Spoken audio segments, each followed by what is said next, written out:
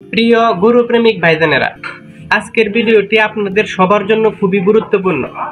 আজকের ভিডিওতে থাকতেছে দুইটা গুরুত্বপূর্ণ বিষয় দেখাতে যাচ্ছি এবং একটা গুরুত্বপূর্ণ বিষয়, গোপন বিষয় বলতে যাচ্ছি। দুইটা গুরুত্বপূর্ণ বিষয় গোপন, যা আগে কখনো আপনারা দেখেন নাই। প্রথম বিষয়, কৃত্রিম প্রজনন কর্মী আপনার গাভীকে যখন বীজ দিতে আসে, বীজটা নষ্ট না ভালো আপনি কিভাবে বুঝবেন, যা আপনি কোনোভাবেই বুঝতে পারেন না। আজকের ভিডিওর পরে আপনি বুঝতে পারবেন কৃত্রিম প্রজনন কর্মী যখন গাভীকে বীজ দেয়, সেই বীজটা নষ্ট না ভালো আপনি হাতে নাতেই ধুইরা ফেলতে পারবেন আজকের ভিডিওর পরে। 2 নাম্বার বিষয়, কৃত্রিম প্রজনন কর্মীর কোন ভুলে গাভী বীজ রাখে না, এই বিষয়টা আজকের ভিডিওতে দেখাবো এবং আর একটা গোপন পরামর্শ, সেটা ভিডিওর ফাঁক দিয়ে একসময় বলে দিব।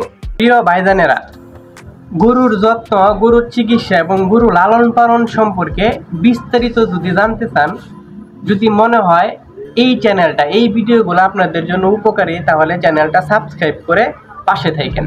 প্রথম বিষয়, কৃত্রিম প্রজনন কর্মীর যে আপনার গাভীকে বীজ দিতে আসে, সেই বীজটা নষ্ট না ভালো এটা আপনি কিভাবে বুঝবেন, এটা আপনি বুঝতে পারবেন। বোঝার খুবই একটা সহজ পদ্ধতি আজকে আপনাদেরকে বলে দিচ্ছি। যখন কৃত্রিম প্রজনন কর্মী বীজ দেয়, এর ফাঁক দিয়ে আপনি বুঝে ফেলতে পারবেন বীজটা নষ্ট না ভালো। যখন কৃত্রিম প্রজনন কর্মী ওনার ক্যান থেকে, এটা বীজের ক্যান, এই ক্যান থেকে বীজ নেয়, তখন ওনারা কি করে, একটা গরম পানিতে বীজটাকে থ্রোয়িং বলে, এটাকে থ্রোয়িং বলে, আপনারা বুঝেন। গরম পানিতে বীজটা কিছুক্ষণ রাইখা দেয়। বীজটা যখন ক্যান থেকে এভাবে উঠায়, এভাবে উঠানোর পরে এটা পানিতে রাখা দেয়। বীজটা যখন এরকম করে পানিতে রাখা হয় 15 সেকেন্ডের জন্য, তখন দেখতে পাবেন বীজটা, দেখতে পাচ্ছেন তো, হ্যাঁ, বীজটা পানিতে তলিয়ে গেছে।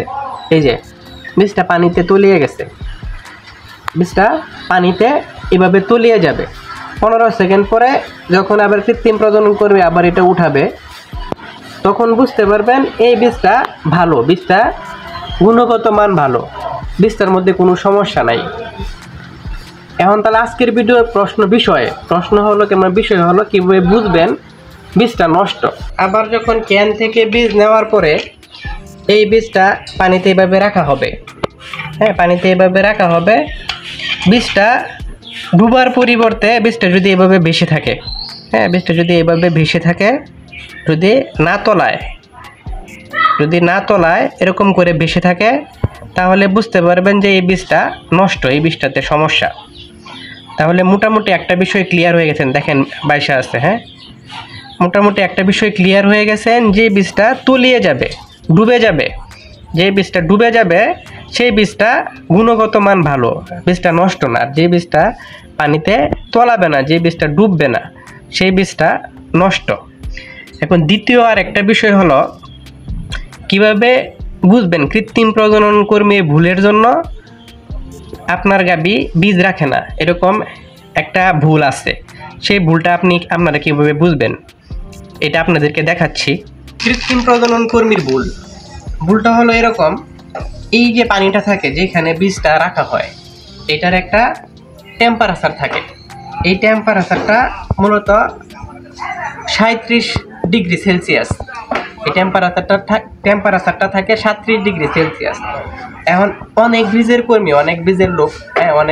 কর্মী ভাই, ওনারা এভাবে এইটা মেশিন আছে, হ্যাঁ, এই মেশিনটা দিয়ে, থার্মোমিটারটা দিয়ে এটা করতে হয়, এটার আপনার তাপটা মাইপা নিতে হয়। এই তাপটা অনেক বীজের কর্মী ভাই তাপটা থার্মোমিটার দিয়ে না মেপে হাত দিয়ে অনুমান করে ফেলে, এরকম হাত দিয়ে অনুমান করে ফেলে, ঠিক আছে। অনুমানটা অনেক সময় সঠিক হয় না, অনুমানটা একটু বেশি হইতে পারে, একটু কমও হইতে পারে, এটা কিন্তু আপনারা বুঝেন। অনুমান কোনো সময় সঠিক হবে না, এটাই সত্যি কথা। তো অনুমানটা যখন করে, হ্যাঁ, ওনারা বোঝায় যে ওনারা 20 বছরের অভিজ্ঞতা, হ্যাঁ, 15 বছরের অভিজ্ঞতা, হাত দিয়ে বুঝতে পারে। এই অনুমানটা করতে গিয়ে অনেক সময় বীজের গুণগত মান নষ্ট হয়ে যায়, সেই ক্ষেত্রে অনেক সময় গাভীর বীজ রাখে না। তাহলে প্রিয় গরুপ্রেমিক ভাইজানেরা, আপনারা 2টা বিষয় ক্লিয়ার হয়েছেন। একটা বিষয় হলো কিভাবে বুঝবেন নষ্ট বীজ এবং ভালো বীজ, আর একটা বিষয় কৃত্রিম প্রজনন কর্মীর কোন বলে বীজ রাখে না।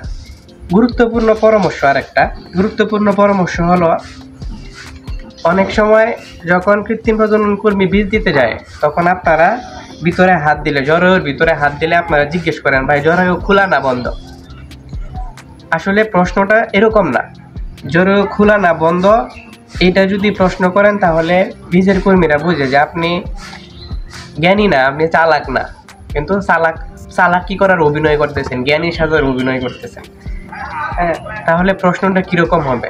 আপনি যে বুঝেন, আপনি তো জানেন, এটার জন্য প্রশ্নটা কিরকম হবে?